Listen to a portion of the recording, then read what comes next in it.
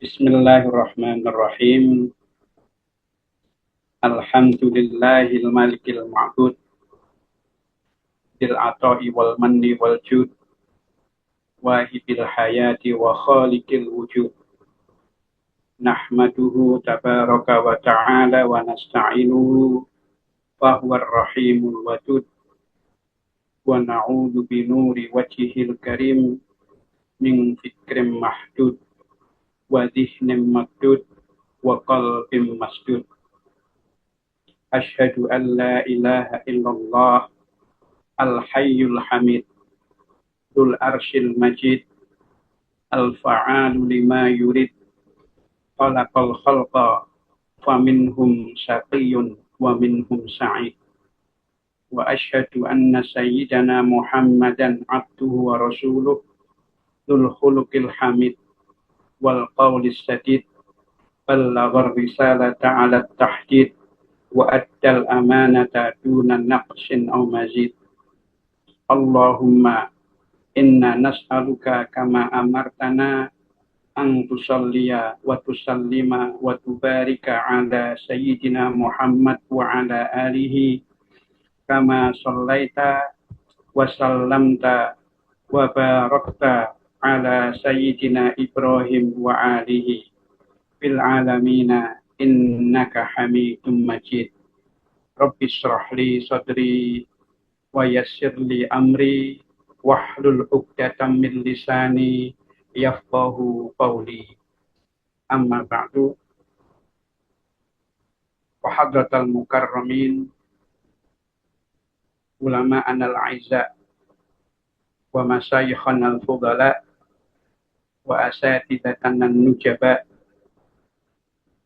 yang saya hormati dan saya muliakan serta saya banggakan seluruh pengurus dan pengelola Akademik TV wa akhussu bidzikri huna Ustadzana al-Karim wa sadiqana al-Hamim al-Ustadz Ad-Doktor Sobiyandi mata'anallahu ta'ala bituli hayatihi wa nafa'ana jami'an bi ulumihi fid dharain amin.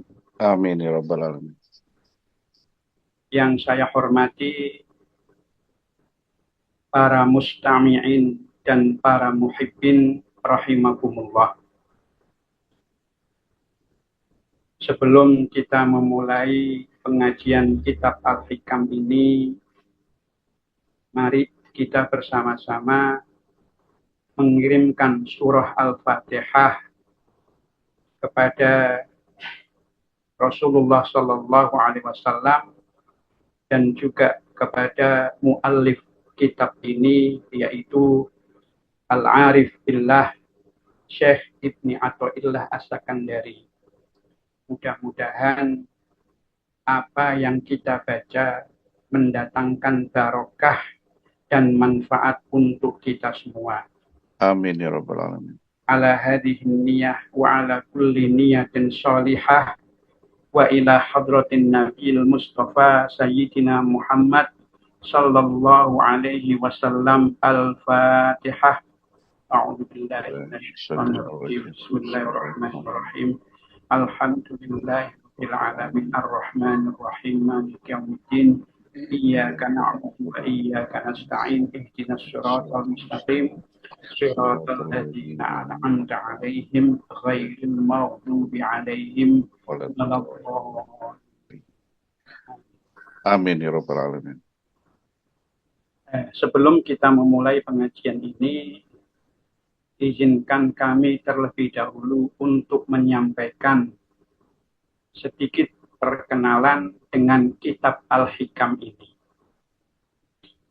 Kitab Al-Hikam ini ditulis dan disusun oleh seorang waliullah, Syekh Ahmad Ibnu Muhammad Ibni Abdul Karim Ibni Athaillah As-Sakandari Al-Maliki, yang kemudian lebih dikenal dengan nama Ibnu Athaillah As-Sakandari. Beliau punya laqab Tajuddin. Jadi kalau kita baca kitab-kitab beliau, nama beliau akan ditulis lengkap menjadi Al-Arifu Billah Tajuddin Ahmad ibnu Muhammad ibnu Abdul Karim ibni Athaillah As-Sakandari Al-Maliki.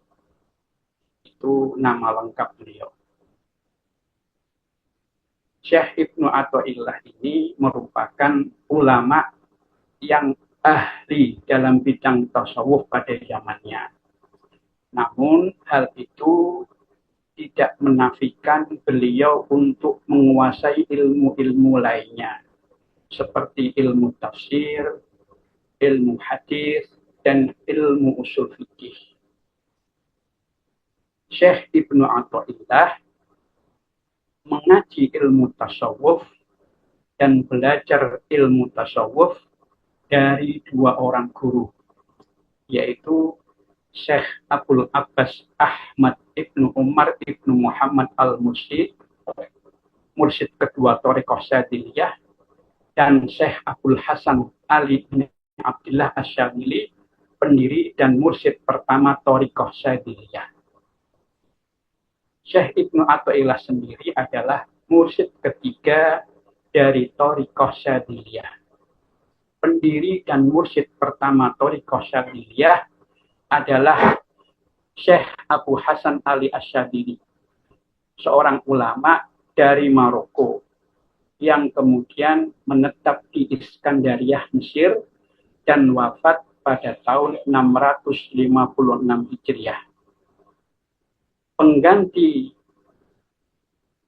Syekh Abul Hasan Asy-Syadzili adalah Syekh Abul Abbas Al-Mursi yang berasal dari Murcia, Andalusia, Spanyol, yang wafat pada tahun 686 Hijriah. Sepeninggal Syekh Abul Abbas Al-Mursi inilah mursyid Thariqah Syadziliyah beralih kepada Syekh Ibnu Athaillah pada waktu itu.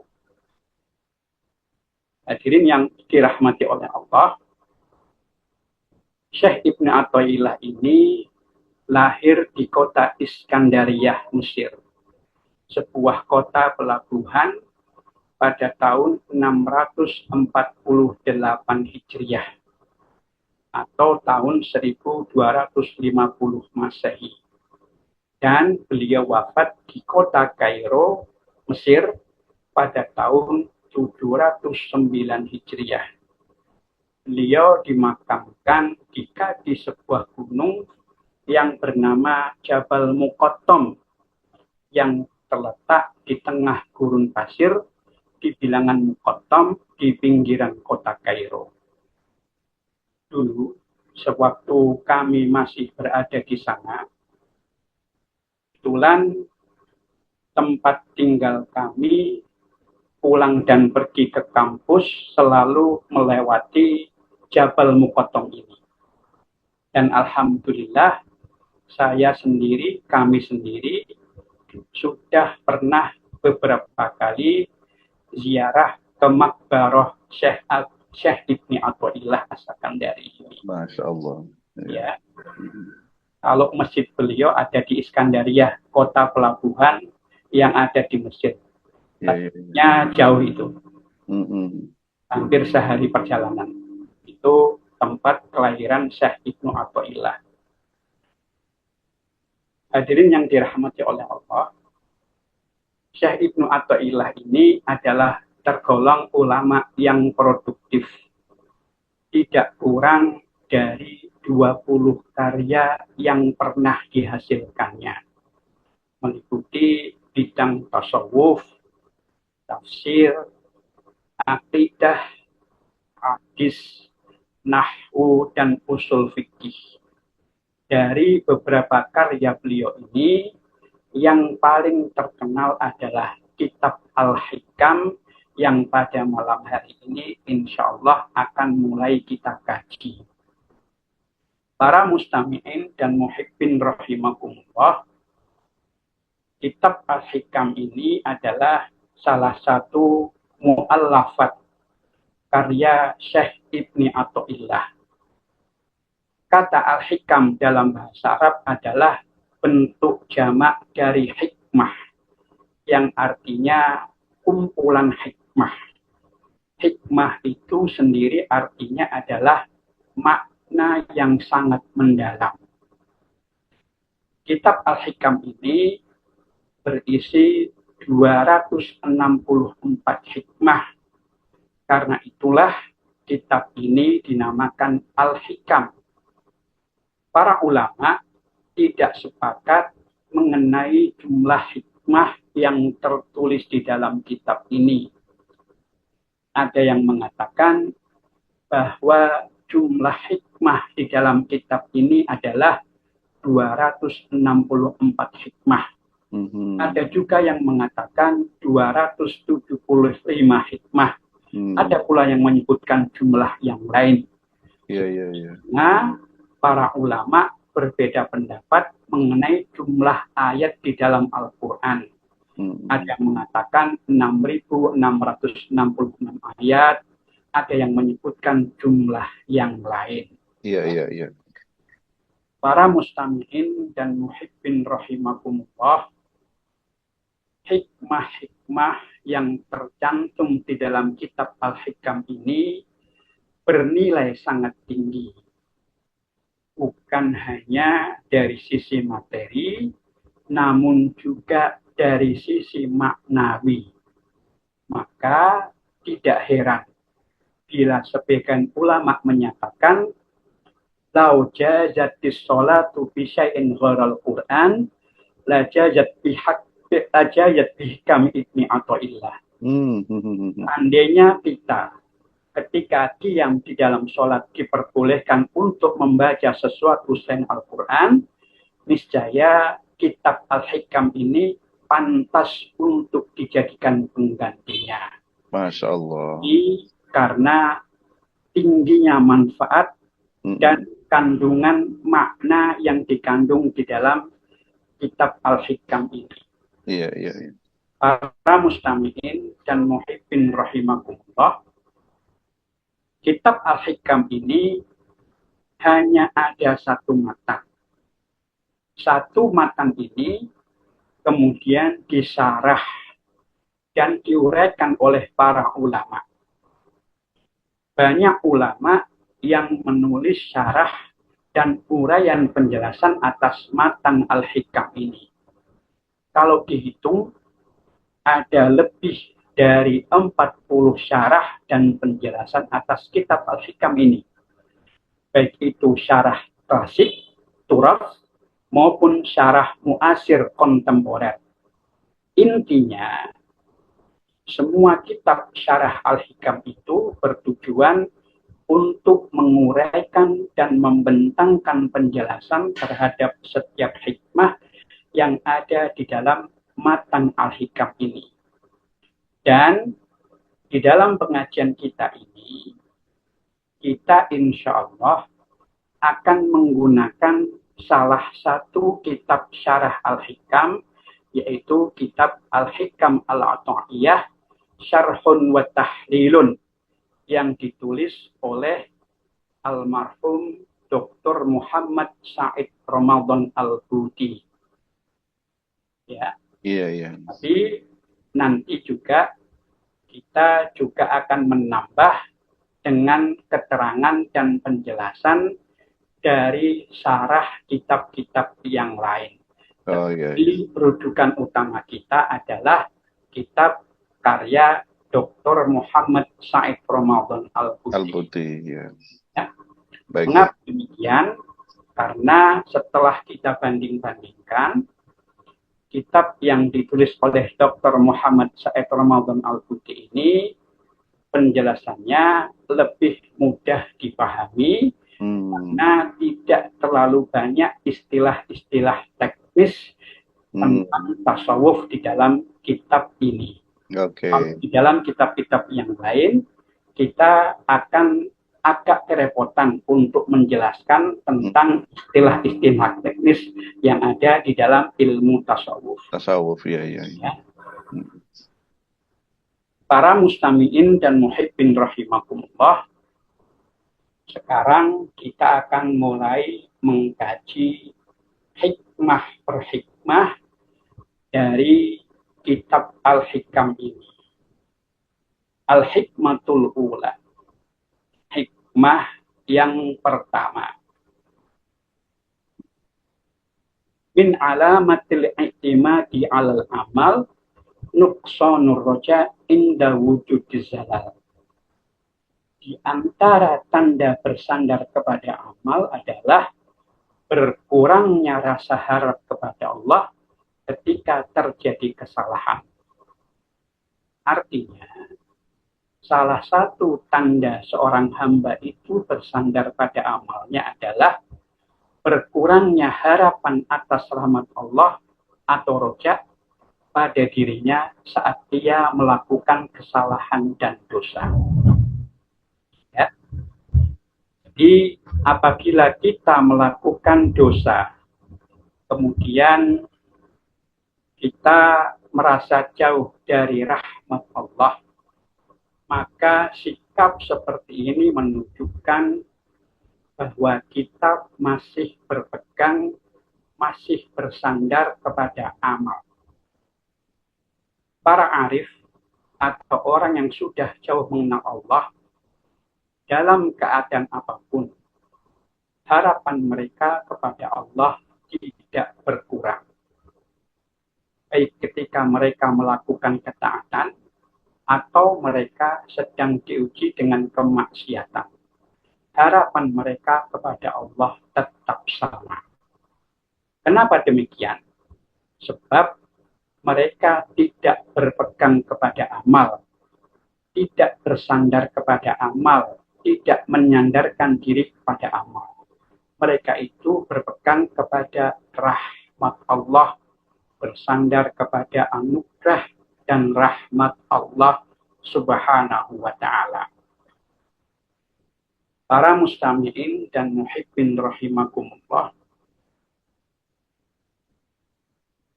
Al-i'timadu 'alal a'mal ahwa fi syari'ati amrun mahmudun am-mazmumun.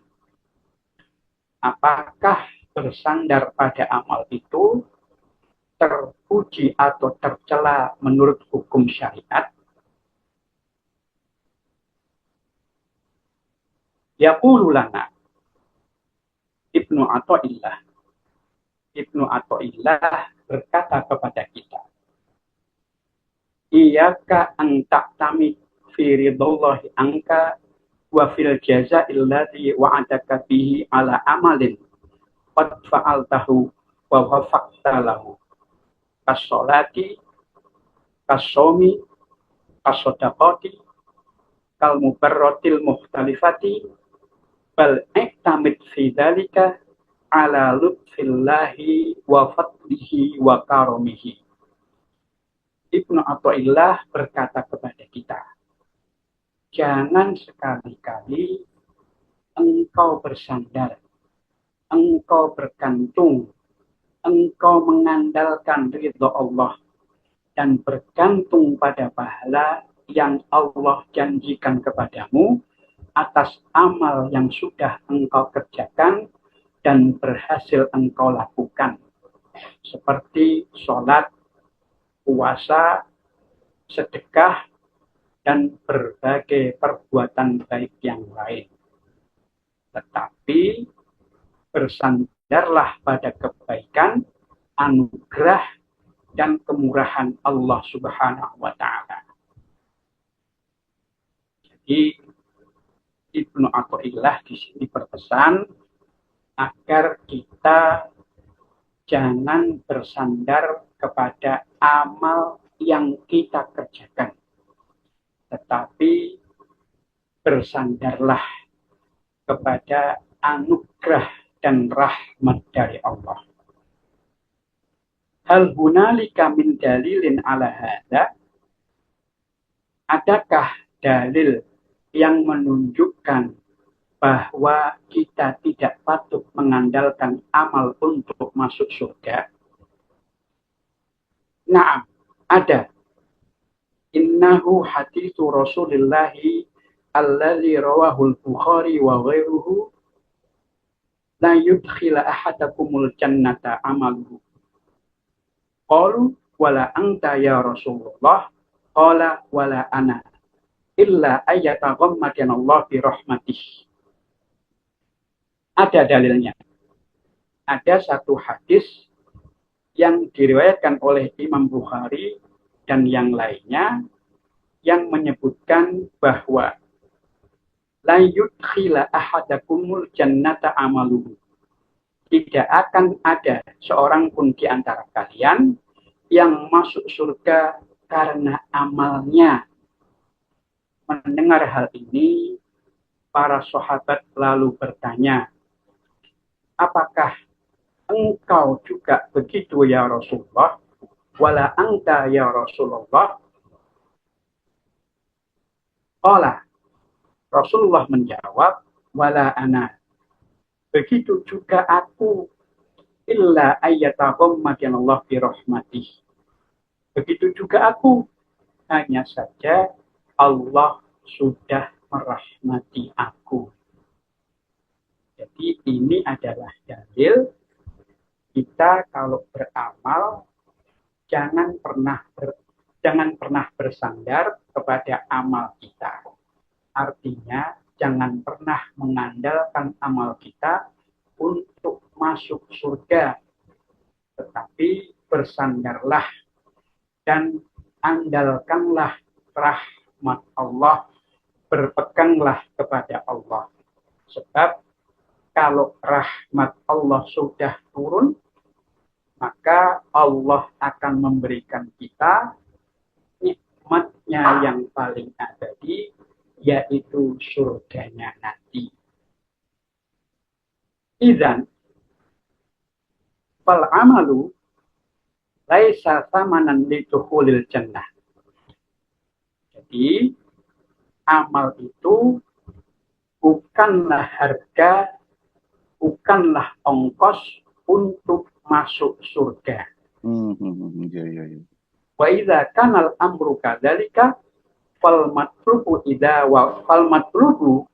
idza wafaqta li ada'i ta'ati an tatma'a bi ridallahi wa thawabihi amala minka bi fadlihi wa afihi wa karamihi la ajran ala dzatil amal alladzi wufiqta ilaihi. Jadi amal itu bukanlah harga untuk masuk surga. Amal itu bukan tiket untuk masuk surga. Jika demikian, maka yang diperlukan adalah jika kita berhasil menjalankan ketaatan, maka kita bisa mendambakan keridhaan dan pahala dari Allah, serta mengharapkan karunia, ampunan, dan kemurahan Allah, bukan sebagai imbalan atas amal yang kita kerjakan. Jadi, kita beramal itu bukan untuk masuk surga.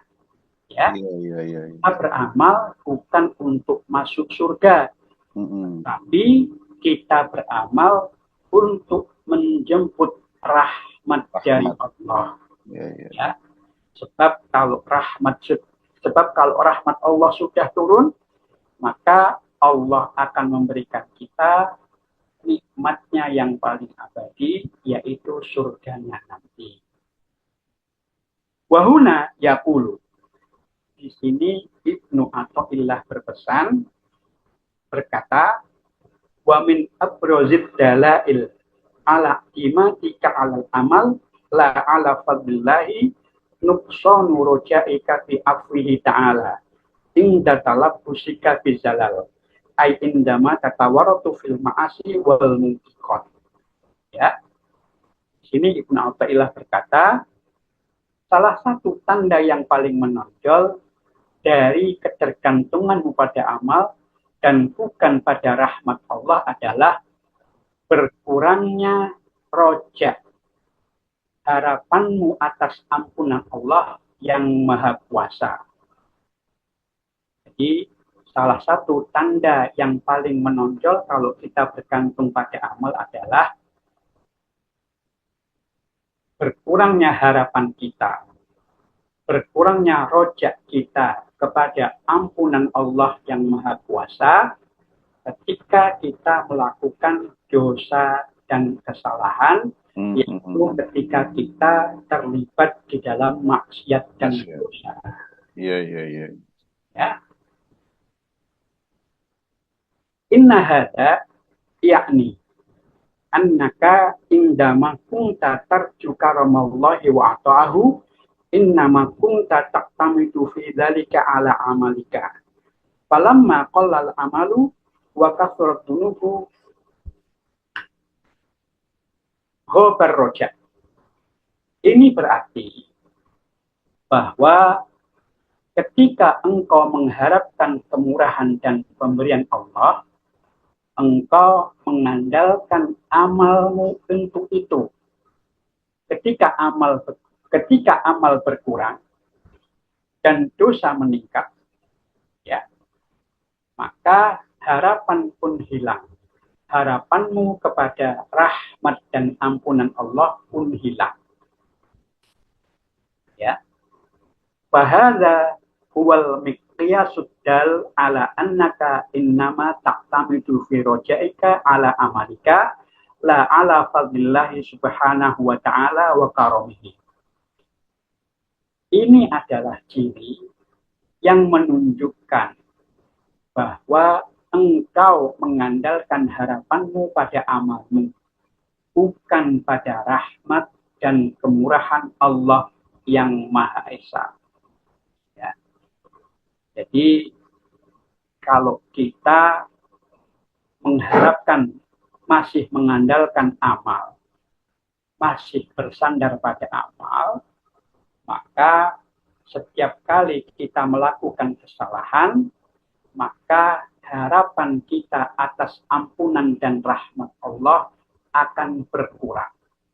Padahal salah satu ciri utama orang-orang yang mengarifi Allah adalah tidak pernah kekurangan harapan sedikitpun kepada Allah, apapun kondisi dan keadaan mereka. Demikian sekilas makna hikmah Ibnu Athaillah. Ya.